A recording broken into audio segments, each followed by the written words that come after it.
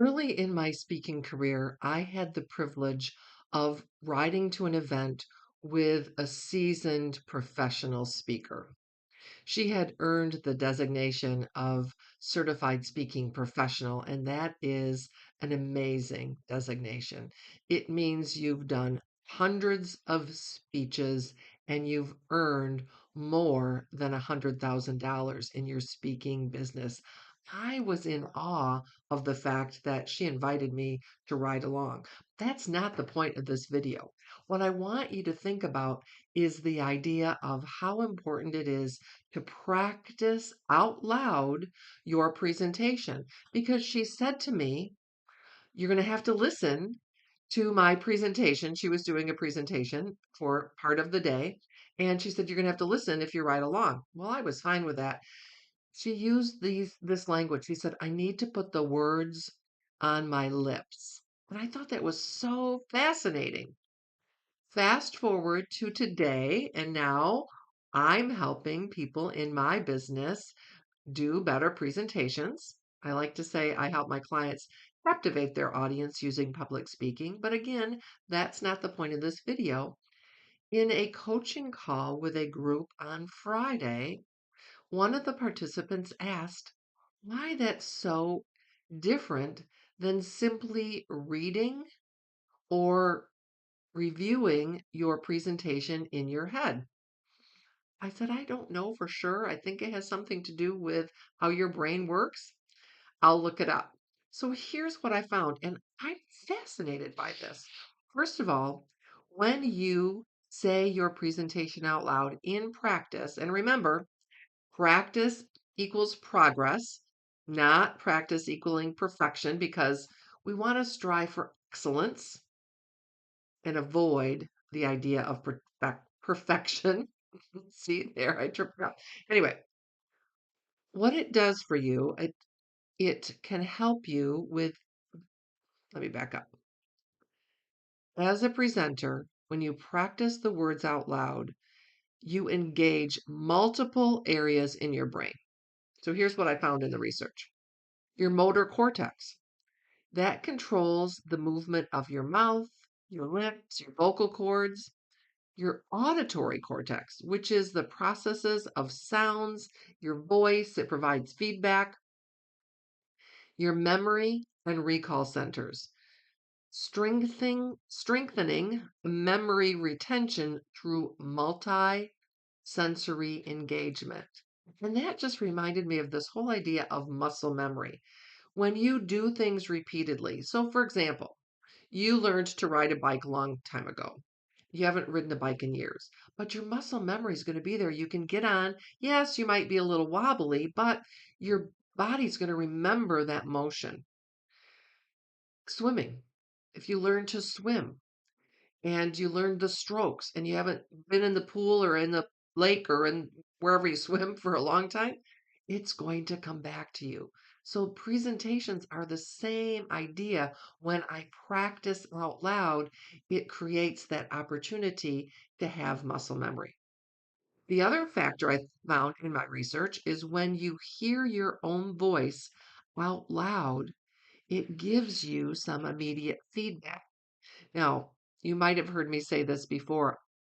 I have to admit, it was not until I recorded my videos and asked an AI tool to create the words below. I can't think of the term they call that for people who have hearing impairment, so you can read instead of listen. It wasn't until I used closed caption on my videos that I realized how often I started sentences with the word so.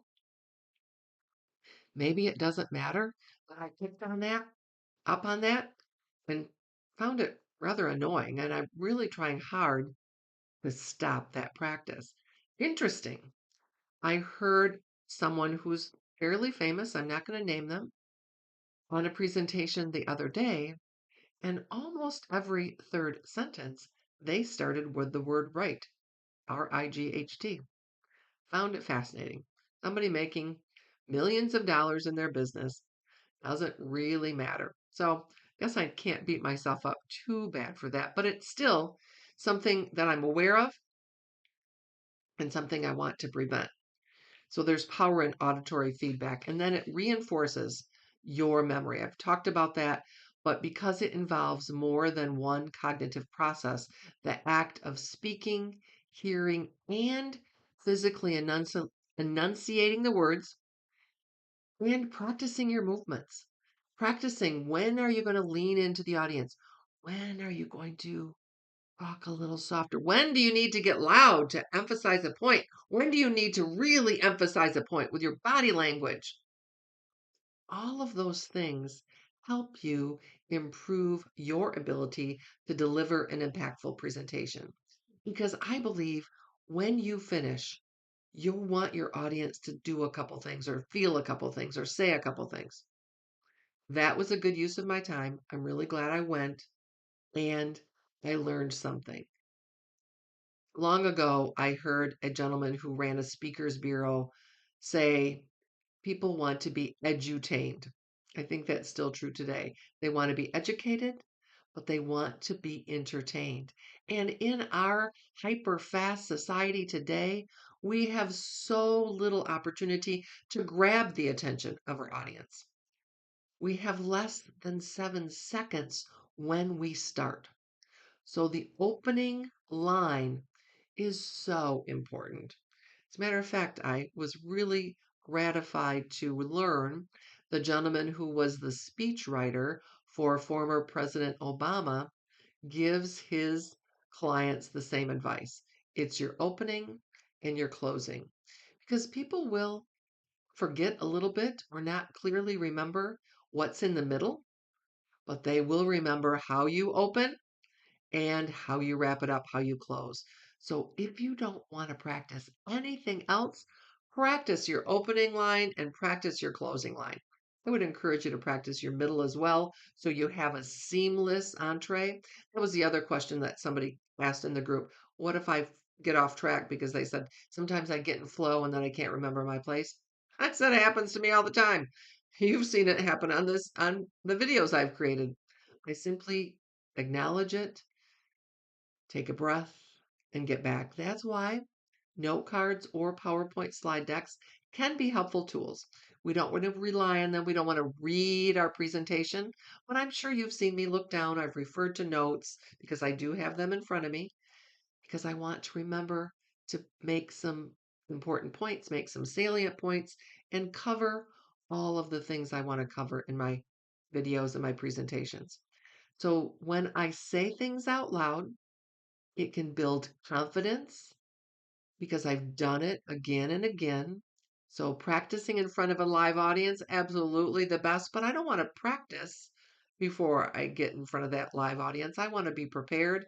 I want to know where I'm going, where I'm headed. I want to have put the words on my lips, and then I can remain calm and focused. You know, as well as I do, public speaking is the number one fear people have. It's a fear that is conquerable. And part of the way you conquer that is to get out there and do it. So, as a business presentation coach, that's where I help my clients. And if you're listening to this and would like to have a call with me, I would invite you to a no cost or obligation session. We can talk about where you're at in your speaking journey and if what I offer in my programming makes sense for you and help you take the next step. So remember, practice is progress, but practicing out loud will really make the difference in your speaking journey to help you level up and get where you need to be. Thanks for listening today. And of course, as always, if you haven't subscribed to my channel, would invite you to do that. And if you know somebody that could benefit from listening to this video or watching this video, please feel free to share. See you next week.